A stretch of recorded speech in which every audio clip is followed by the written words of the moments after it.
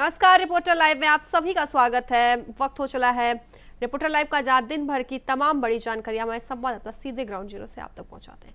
खबरों की शुरुआत करेंगे वित्त मंत्री सुरेश खन्ना, जो राजधानी लखनऊ के प्रभारी मंत्री हैं। उन्होंने नगर निगम के कार्यों की हकीकत जानने के लिए औचक निरीक्षण कर का प्लान किया है। तो इस पर ज्यादा जानकारी दे रहे हमारे संवाददाता। प्रदेश सरकार के वित्त मंत्री सुरेश खन्ना, जो कि उत्तर प्रदेश की राजधानी लखनऊ के प्रभारी मंत्री भी हैं, उन्होंने आज सोमवार की सुबह नगर निगम जोन 5 में नगर निगम के कार्यों का औचक निरीक्षण करने का प्लान किया। लेकिन देर रात ये बात नगर निगम के कर्मचारियों को पता लग गई। उसके बाद नगर आयुक्त ने जोन 5 में नगर निगम की एक पूरी टीम उतार दी। जेसीबी और सैकड़ों सफाई कर्मचारियों के साथ में जोन 5 के आजाद नगर, तपोवन नगर में देर रात तक सफाई होती रही। औचक निरीक्षण से पहले जो गलियां और सड़कें नालियों के पानी से भरी रहती थी, उनको साफ कराया गया। देर रात जेसीबी से कूड़ा उठवाया गया और आज सुबह 8:30 बजे जब सुरेश खन्ना जोन 5 में औचक निरीक्षण करने पहुंचे तो लोगों ने उनको सच्चाई बताई कि आप जो ये सफाई देख रहे हैं, ये देर रात नगर निगम कर्मचारियों ने करी है। इससे पहले यहाँ सफाई की व्यवस्था नहीं थी। उसको देखते हुए सुरेश खन्ना ने जाहिर तौर पर नगर आयुक्त लखनऊ से नाराजगी जताई और कहा कि अगर इस तरीके से औचक निरीक्षण के ही समय सफाई होगी तो लोग जाहिर तौर पर संक्रमण इत्यादि के कारण बीमार पड़ेंगे। सफाई की व्यवस्था को सुनिश्चित करिए। इसके साथ ही उन्होंने आदेश दिया कि 400 मीटर का एक नाला पास कराइए ताकि यहाँ पर जल निकासी की समस्या का समाधान हो सके, जो जल भराव की समस्या है उसका समाधान हो सके, जल निकासी की व्यवस्था बन सके। सड़कों पर और गलियों पर अब नाली और नाले का पानी दिखना नहीं चाहिए। लेकिन औचक निरीक्षण में कहीं ना कहीं नगर निगम की जो कमियां हैं वो सामने आई हैं, जिसको लेकर के सुरेश खन्ना काफी नाराज भी हुए। वीडियो जर्नलिस्ट हमजा अहमद मंसूरी के साथ पुनीत मोहन, इंडिया वॉइस, लखनऊ। तो वही खबर आगरा से है, जहां पुलिस कमिश्नर के निर्देश पर अपराधियों के खिलाफ लंगड़ा ऑपरेशन चलाया जा रहा है। तो ये लंगड़ा ऑपरेशन के तहत क्या कुछ कार्रवाई की गई है, बता रहे हमारे संवाददाता। कमिश्नर के निर्देश में अपराधियों के खिलाफ नंगड़ा ऑपरेशन जारी है।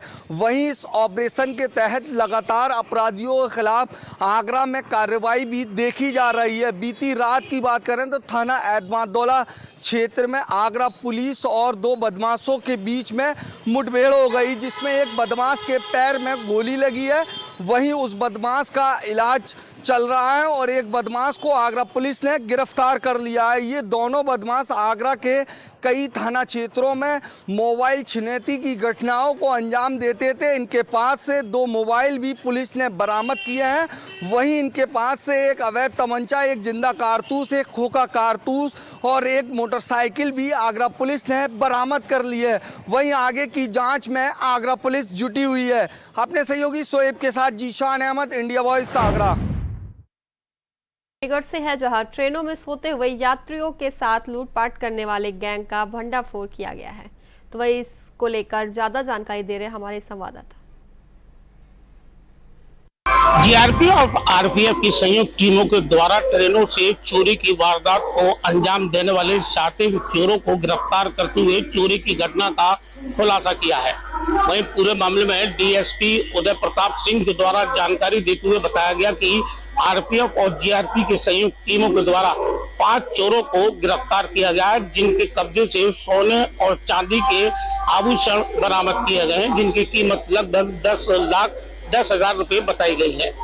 बताया गया कि ये लगातार ट्रेनों को रेकी करते थे। रेकी करने के उपरांत चोरों जो ट्रेन में घुसकर चोरी की वारदात को अंजाम देते थे। जो सोते हुए यात्री थे, उनके बैगों को काटकर सोने चांदी के आभूषण चुराया करते थे। लगातार शिकायत मिलने के बाद आरपीएफ जीआरपी की टीम, संयुक्त टीम इस मामले में कार्रवाई में जुट गई, जिसके उपरांत दोनों संयुक्त टीमों के द्वारा इस घटना का खुलासा किया, जिस घटना में 5 आरोपियों को गिरफ्तार किया है, जिनके कब्जे से सोने और चांदी के आभूषण बरामद किए हैं, जिनकी कीमत लगभग 10,10,000 बताई गई है। इधर डीएसपी उदय प्रताप सिंह के द्वारा खुलासा करते हुए बताया गया, लगातार पुलिस इन पर नजर रख रही थी। शिकायत मिल रही थी कि ट्रेन में लोगों से चोरी की वारदातों को अंजाम दिया जा रहा है, जिसके उपरांत संयुक्त टीमों ने कार्रवाई करते हुए 5 आरोपी शातिर चोरों को गिरफ्तार करते हुए अग्रिम कार्रवाई की, जिसके उपरांत उन सभी आरोपियों को जेल भेजने की कार्रवाई की जा रही है। अलीगढ़ से मोहम्मद शाहनवाज, इंडिया वॉइस। तो खबर बहराइच से है, जहां खनन का कारोबार जोरों पर चल रहा है, तो वहीं खनन मानक से ज्यादा किया जा रहा है। आपको बता दें ऐसा क्यों किया जा रहा है, बता रहे हमारे संवाददाता। खनन माफियाओं का कहर चोरों पर है। आपको मैं दिखाना चाहूंगा, मेरे ये पीछे जो आप देख सकते हैं, ये जेसीबी मशीन से मिट्टी को खोदा गया है। मिट्टी को बिल्कुल जो यहाँ पे जमीन थी उसको बिल्कुल जमींदोज कर दिया गया है। जितनी भी मिट्टी थी उतनी मिट्टी निकाल ली गई है। पूरा एरिया मैं आपको दिखाना चाहूँगा। आप मेरे बाईं तरफ देख सकते हैं, ये पूरे कभी ऊंचे ऊंचे खेत हुआ करते थे। अब ये इसमें से मिट्टी जो मिट्टी माफियाओं द्वारा जो है यहाँ से खोद ली गई है। अब यहाँ पर केवल जो है नीचे की जमीन बची है, यानी बालू बची है। तो जो मानक है उसके अनुसार तो छोड़िए, मानक से कई गुना ज़्यादा मिट्टी यहाँ पर भूमाफियाओं द्वारा निकाली गई है। आपको बताना चाहूँगा कि ये जो खेल है वो बदस्तूर जारी है। पुलिस की भी यहाँ पर मिली भगत बताई जा रही है। लोगों की माने तो पुलिस को पैसा देकर दिन रात यहाँ पर जेसीबी और ट्राली चलाकर मिट्टी यहाँ से निकाली जाती थी, और अब ये पूरा इलाका जो है वो पूरा इलाका वीरान कर दिया गया है। इसके बगल में ही सुहेलदेव स्मारक है, जिसका उद्घाटन मुख्यमंत्री योगी आदित्यनाथ और ने किया था। जो प्रधानमंत्री नरेंद्र मोदी का ड्रीम प्रोजेक्ट है, वो महाराजा सुहेलदेव स्मारक का जो है सुंदरीकरण होना। वो जो स्मारक है वो ठीक इसके जस्ट बगल में ही है, वहाँ से स्थित है। लेकिन लोगों ने यहाँ पर जो है पूरा जो इलाका है इसको वो कर रखा है। यहाँ पर पूरी तरीके से खनन माफियाओं का जो है बोलबाला है। खनन माफिया यहाँ पर तरीके से हावी हैं और खनन बदस्तूर जारी है। तो खबर बरेली से है, जहां कुआं डांडा से हाईवे से गुरुद्वारे की ओर जा रहे सरदारों के काफिले की कार एक खड़ी कार से टकरा गई, जहां टक्कर इतनी जबरदस्त थी कि खड़ी कार बुरी तरह क्षतिग्रस्त हो गई। तो इस पर ज्यादा जानकारी दे रहे हमारे संवाददाता। फरीदपुर हाईवे पर एक तेज रफ्तार इनोवा कार जो कि सरदारों के काफिले की बताई जा रही है, एक खड़ी गाड़ी से टकरा जाती है, जिसके बाद टक्कर इतनी ज़बरदस्त होती है कि गाड़ी बुरी तरीके से क्षतिग्रस्त हो जाती है। आपको बता दें गाड़ी में बैठे लोग भी घायल हो जाते हैं, जिनको उपचार के लिए अस्पताल में भेजा जाता है। दरअसल जैसे ही टक्कर लगती है उसके बाद जो गुस्साए जो सरदार लोग थे उनके काफिले उतरते हैं और तलवारों के साथ जो जिसकी गाड़ी थी उसके घर उसी गाँव में उसके घर पर हमला कर देते हैं। उसके लाठी डंडों के साथ दोनों काफिले एक दूसरे के सामने आए थे, जिसके बाद वहाँ मौजूद अंकित तोमर जिसकी गाड़ी क्षतिग्रस्त हुई है उसकी शिकायत पर पुलिस ने मामला गंभीर धाराओं में दर्ज कर लिया है और इस मामले में करीब 1-2-4 लोगों को गिरफ्तार भी किया गया है। बरेली से इंडिया वॉइस के लिए अंकुर चौधरी। तो खबर झांसी से है, जहां पुलिस और बदमाशों के बीच मुठभेड़ हो गई, जिसमें 2 बदमाश को गोली लगी है। तो वहीं इस पर ज्यादा जानकारी दे रहे हैं हमारे संवाददाता। पुलिस और बदमाशों के बीच एक बार फिर मुठभेड़ हुई है। आपको बताते चले कि कोतवाली थाना क्षेत्र में कुछ दिनों पहले कुछ नकाबपोश चोरों द्वारा चोरी की वारदात को अंजाम दिया गया था, जिसके बाद कोतवाली पुलिस लगातार उन चोरों की तलाश कर रही थी। कोतवाली पुलिस द्वारा लगातार लगभग 300 कैमरे जो सीसीटीवी कैमरे थे उनकी जांच की गई, जिसके बाद चोरों की शिनाख्त हो पाई और पुलिस उनको लगातार ढूंढने का प्रयास कर रही थी। इसी बीच मुखबिर से सूचना प्राप्त होती है कि ये मुस्तरा रोड से होते हुए मध्य प्रदेश की तरफ जा रहे हैं, जिस पर पुलिस घेराबंदी कर इनको पकड़ने का प्रयास करती है, जिसमें बदमाशों की तरफ से पुलिस पर फायर किए जाते हैं। बचाव फायर में जब पुलिस द्वारा फायर किए जाते हैं तो 2 बदमाशों के पैर में गोली लग जाती है और एक बदमाश को घेराबंदी करके पकड़ लिया जाता है और सभी जो बदमाश थे उनके पास से जो जेवरात थे वो बरामद कर लिए गए हैं और घायल बदमाशों को उपचार के लिए अस्पताल पहुंचाया गया है। झांसी से इंडिया वॉइस के लिए शेख गुल मोहम्मद की रिपोर्ट। तो खबर वाराणसी से, जहां हुक्काबार पर पुलिस ने बड़ी कार्रवाई की है। इस कार्रवाई में पुलिस ने 10 लोगों को गिरफ्तार किया है। तो इस पर ज्यादा जानकारी दे रहे हमारे संवाददाता। के साथ गैंगरेप होने की घटना के बाद वाराणसी पुलिस सक्रिय हो चुकी है और तमाम फार्म हाउस और तमाम हुक्का बार पे लगातार अभियान चला कार्रवाई कर रही है। इस क्रम में वाराणसी में शिवपुर थाना क्षेत्र के भोजूबीर क्षेत्र में एक जो है कैफ़े में छापेमारी देर रात रविवार की गई है। इस रविवार में छापेमारी के दौरान तमाम अय्यासी के अड्डे मिले हैं, तमाम अय्यासी के सामान पुलिस को बरामद हुए हैं। तमाम शराब की बोतलों के साथ ही तमाम केबिन मिले। उस कैफ़े के अंदर बाकायदे केबिन बना पाए गए हैं। उस केबिन में बाकायदे तमाम लोगों के अय्यासी के पूरे सामान मिले हैं। पुलिस के द्वारा 10 लोगों की गिरफ्तारी हो चुकी है इस मामले में। अब तक जो है 2 लोग फरार बताए जा रहे हैं और कैफ़े संचालक को पुलिस गिरफ्तार करके देर रात तक पूछताछ जारी की है। बाकायदे इस कैफ़े को फार्म हाउस कैफ़े के नाम दिए गए थे। तीसरे मंजिल पर यह कैफ़े था जिसमें तमाम अय्यासी के अड्डे सामान जो है पुलिस को बरामद हुए हैं। पुलिस लगातार इस मामले में कार्रवाई कर रही है। लगातार 3-4 दिनों से यह कार्रवाई अब पुलिस के द्वारा की जा रही है। अलग बनास के अलग अलग क्षेत्रों में लगातार अभियान पुलिस की जारी है और इस पर बड़ी कार्रवाई करके तमाम ऐसे जो अवैध रूप से संचालित कैफ़े या हुक्का बार जो हैं पुलिस बड़ी दबिश कार्रवाई की जा रही है। तमाम कैफ़े संचालकों को गिरफ्तार करके पूछताछ की जा रही है। वहाँ से धर्मेंद्र पांडे, इंडिया लाइव। तो खबर रायबरेली से है, जहां पुलिस चौकी से चंद कदम की दूरी पर दर्जनों दबंगों ने एक युवक की लात घूंसों से पिटाई कर दी। आखिर क्यों की गई पिटाई, क्या है पूरा मामला, बता रहे हमारे संवाददाता। दबंगों को अब पुलिस का भय नहीं रहा, क्योंकि सरेआम जगह जगह पर दबंगों द्वारा सरेआम तांडव किया जा रहा है। ताजा मामला रायबरेली जिले के सलोन कोतवाली क्षेत्र का है, जहां पर एक कार सवार युवक को दबंगों ने जमकर लात घूंसों से मारा पीटा। इससे स्थानीय लोग आहत हुए और बाजार में आए हुए लोग कहीं न कहीं पूरी घटना को लेकर भय व्याप्त रहा उनमें। ताजा मामला रायबरेली जिले के सलोन कोतवाली क्षेत्र के कस्बा चौकी के समीप का है, जहां पर एक कार और टैंकर में आपस में टक्कर हो गई। टक्कर होने के बाद जब कहासुनी होने लगी तो इतने में स्थानीय दबंगों के द्वारा कार सवार युवक को मारा पीटा गया। और इसकी घटना जब बाजार आए लोगों ने देखा तो लोग जो है पूरी घटना से कहीं ना कहीं भय व्याप्त हो गया। इतने में जब स्थानीय लोग में अफरा तफरी मच गई, लेकिन घटना पर पुलिस बिल्कुल भी नहीं पहुंची। बता दें, जब पूरे मामले की शिकायत पीड़ित युवक के द्वारा स्थानीय कोतवाली में की गई तो पुलिस द्वारा ना कार्यवाही करने का भी पीड़ित ने आरोप लगाया है। साफ तौर से पूरी घटना की वीडियो सोशल मीडिया पर सुर्खियां बटोर रही है और कहीं ना कहीं रायबरेली पुलिस के इकबाल पर सवाल खड़े हो गए हैं, क्योंकि चाहे मिलेरिया थाना क्षेत्र में दुकानदार और एक ग्राहक के बीच में पैसे के लेन देन को लेकर विवाद की बात हो या सलोन कोतवाली क्षेत्र में इस मामले की, तो ऐसे में कहा जा सकता है कि रायबरेली पुलिस के इकबाल पर अब सवाल खड़े हो रहे हैं। चूंकि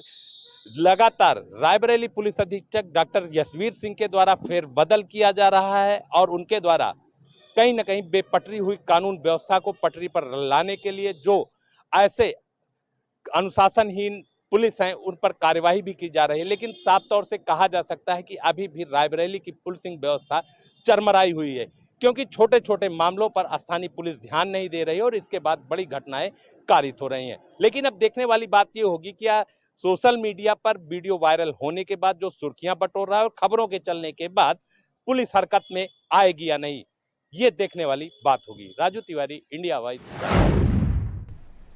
खबर प्रयागराज से है, जहां संभल जामा मस्जिद सर्वे मामले पर हाई कोर्ट ने सुनवाई की और हाई कोर्ट ने बड़ा फैसला सुनाया है। तो क्या कुछ फैसला लिया गया है हाई कोर्ट ने, बता रहे हमारे संवाददाता।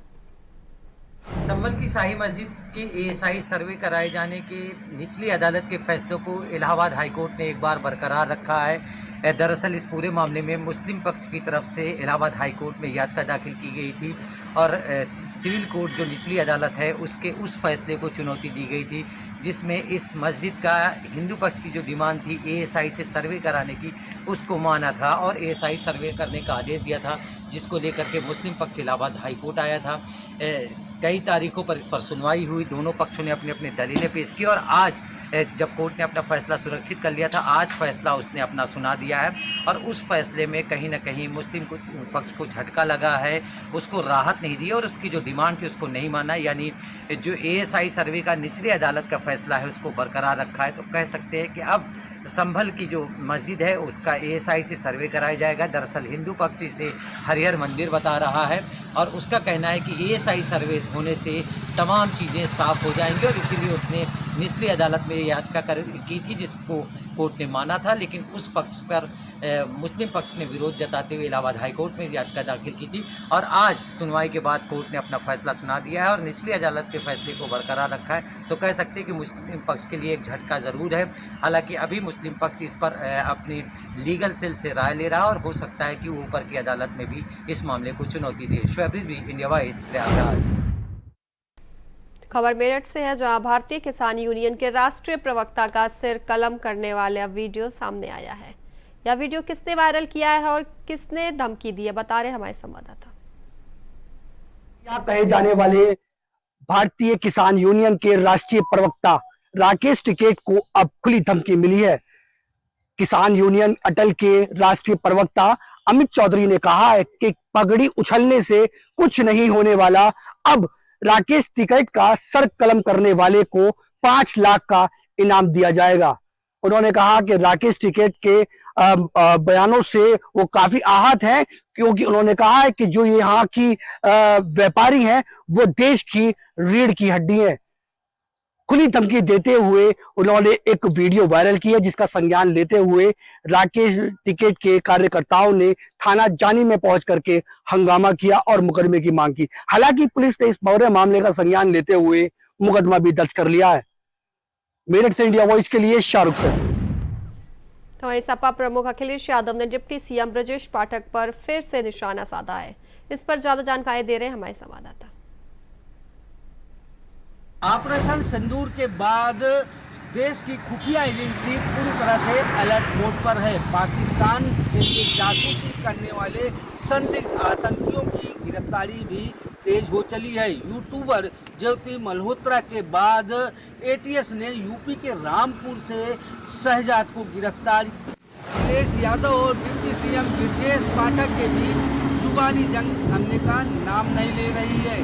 दोनों तरफ से वार और पलटवार का दौर जारी है और इस जुबानी जंग में सीएम योगी आदित्यनाथ ने भी एंट्री मार दी है।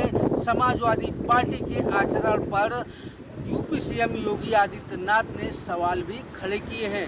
दरअसल बीते दिनों समाजवादी पार्टी मीडिया सेल की तरफ से डिप्टी सीएम ब्रजेश पाठक के डीएनए को लेकर विवादित और आपत्तिजनक पोस्ट की गई थी। इस पोस्ट के बाद यूपी का सियासी पारा हाई हो गया।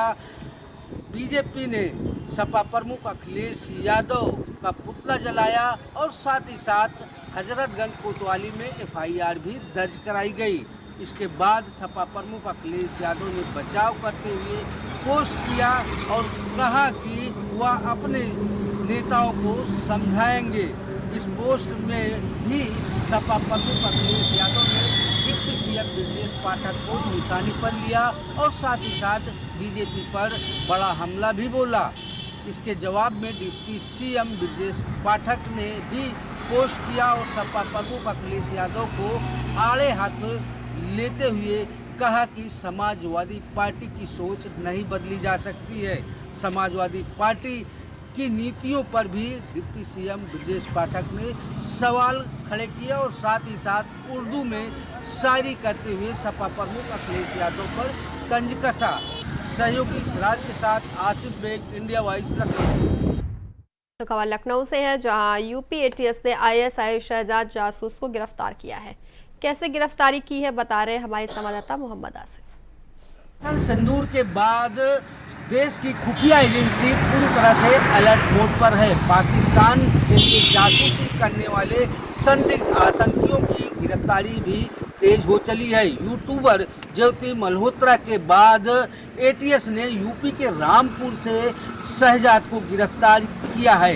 एटीएस का कहना है कि शहजाद कई बार पाकिस्तान की यात्रा कर चुका है और इतना ही नहीं, शहजाद स्लीपिंग मॉड्यूल को रुपया भी मुहैया कराता था।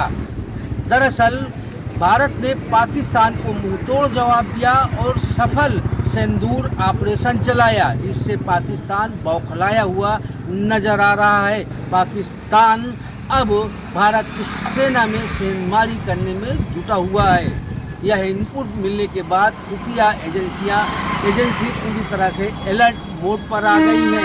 अब भारत में छिपे पाकिस्तान के लिए जासूसी करने वाले संदिग्ध आतंकियों की तलाश तेज कर दी है। एटीएस ने पहले ज्योति मल्होत्रा को गिरफ्तार किया, उसके बाद यूपी के रामपुर से शहजाद की गिरफ्तारी हुई है। एटीएस का कहना है कि शहजाद पाकिस्तान की कई बार यात्रा कर चुका है और वह तस्करी करता है। इतना ही नहीं, देश में मौजूद पाकिस्तानी जासूसों को पैसा भी मुहैया कराता है। फिलहाल इस मामले में एटीएस ने कई और भी बड़े दावे किए हैं। शहजाद को जेल भेज दिया गया है। वहीं दूसरी तरफ शहजाद की पत्नी रजिया का कहना है कि उसका पति बेगुनाह है। वह पाकिस्तान अपने रिश्तेदारों से मिलने गया था और वह कपड़े का व्यापार करता है। रजिया का कहना है कि एटीएस ने शहजाद को बेगुनाह होते हुए भी गिरफ्तार कर लिया है। उसके ऊपर जो भी आरोप लगा है वह निराधार है। फिलहाल जिस तरह से खुफिया विभाग पूरी तरह से अलर्ट मोड पर है, पाताल से भी पाकिस्तानी जासूसों को निकाला जा रहा है। ऐसे में कहीं न कहीं एटीएस को बड़ी सफलता भी हाथ लग रही है। सहयोगी इसरार के साथ आसिफ बेग, इंडिया वॉइस, लखनऊ। खबर गाजियाबाद से, जहां कंपनी बाग में नगर निगम की लाइब्रेरी को हाईटेक बनाया जा रहा है, तो वहीं इस लाइब्रेरी में छात्रों की आधुनिक सुविधाएं और इंटरनेट की सुविधा भी मिलेगी। आपको बता दें, इस पर ज्यादा जानकारी दे रहे हैं हमारे संवाददाता। बाग की लाइब्रेरी को अब हाईटेक बनाया जा रहा है। आपको बता दें कि नगर आयुक्त ने वहाँ दौरा किया और इसको हाईटेक बनाने की ठानी। आपको बता दें कि नगर आयुक्त ने कहा है कि इसको हम सरकारी फंड से नहीं बल्कि CSR फंड से बना रहे हैं। आज इस लाइब्रेरी का काम लगभग 90 से 95% पूरा हो चुका है।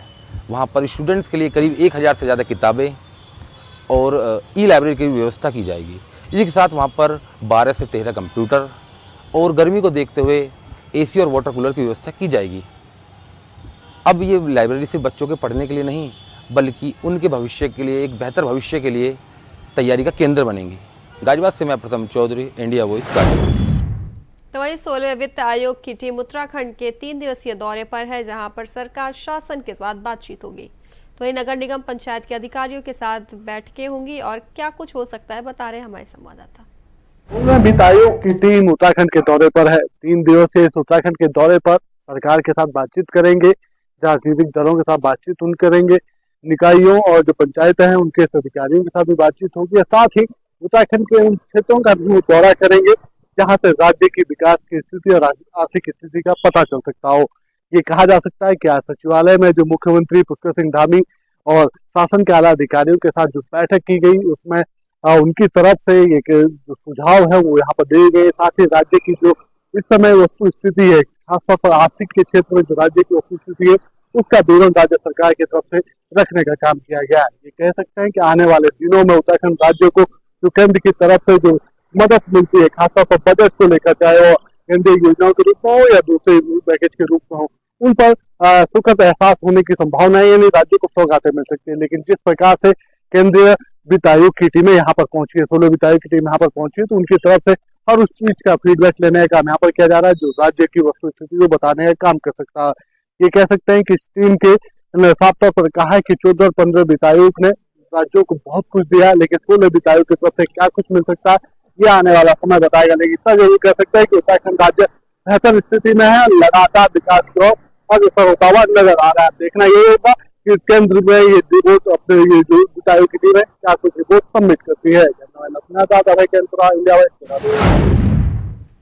तो फिलहाल रिपोर्टर लाइव में अभी के लिए बस इतना ही। बने रहिए इंडिया वॉइस के साथ। नमस्कार।